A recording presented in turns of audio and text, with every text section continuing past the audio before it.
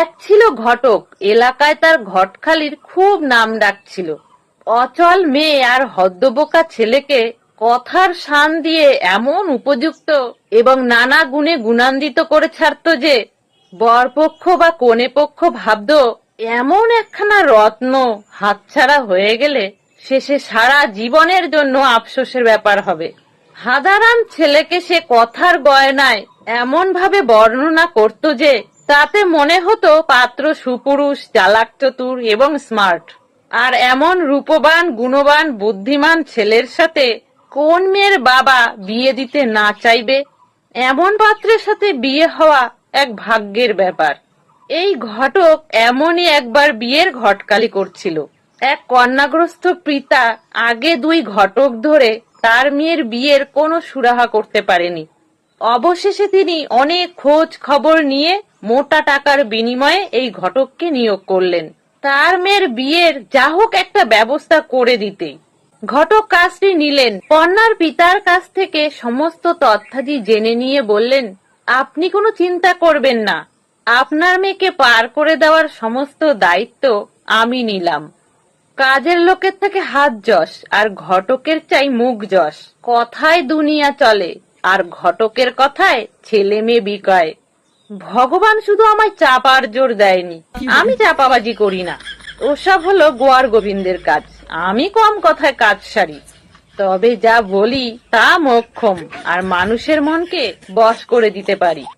কেউ কেউ আবার আমার বদনাম করে, বলে আমি নাকি কূটনীতিকের মতো কথা বলে মানুষকে আকৃষ্ট করি।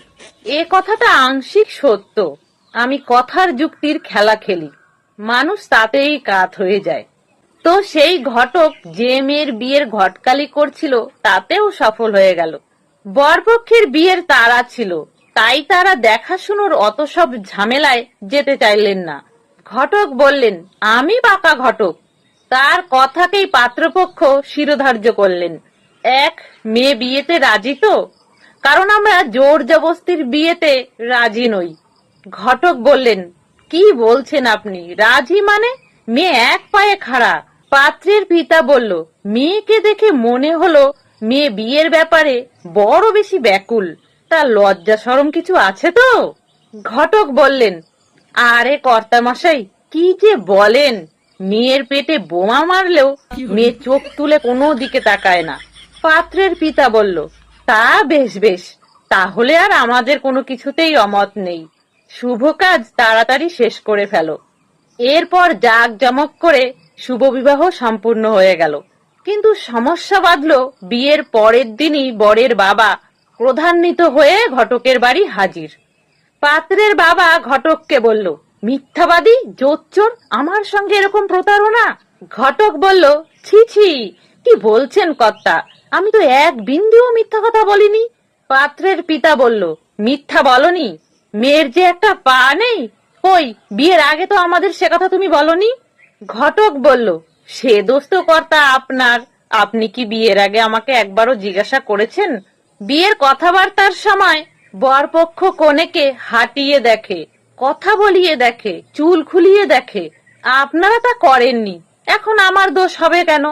মেয়েদের খুদ বলতে কিছু নেই, তবুও সততার খাতিরে আমি আপনাদের বলেছিলাম যে মেয়ে এক পায়ে খাড়া। 2 পা থাকলে মেয়ে এক পায়ে কষ্ট করে খাড়া হতে যাবে কেন? বিচক্ষণতার অভাবে আপনারা ঠকেছেন, এতে আমার দোষটা কোথায়? পাত্রের বাবা বলল, মেয়ে যে অন্ধ সেটাও তো আমাদের বলনি, এটা কি প্রতারণা নয়? ঘটক বলল, কর্তামশাই, আপনাদের দেখছি একদম সাংসারিক বুদ্ধি নেই। আমি বলেছিলাম তো আপনাদের যে মেয়ের পেটে বোমা মারলেও মেয়ে চোখ তুলে তাকায় না। মেয়ের চোখ যদি ভালো থাকতো তাহলে পেটে বোমা মারতে চাইলেই তো মেয়ে চোখ তুলে যেদিকে পারতো সেদিকে ছুটে পালাতো। এর থেকেও কি আপনারা বুঝতে পারলেন না যে মেয়ে অন্ধ? এখন নিজেদের বেয়াক্কেলে পড়ার দায় আমার ঘাড়ে চাপাতে এসেছেন? আপনাদের মতো রাম বোকাদের কপালে এর থেকে ভালো বউ জুটবে এরকমটা আশা করলেন কি করে? তাহলে বন্ধুরা, ছোট্ট একটা মজার গল্প কেমন লাগলো আপনাদের অবশ্যই কমেন্টে জানাবেন। সকলে ভালো থাকবেন, সুস্থ থাকবেন।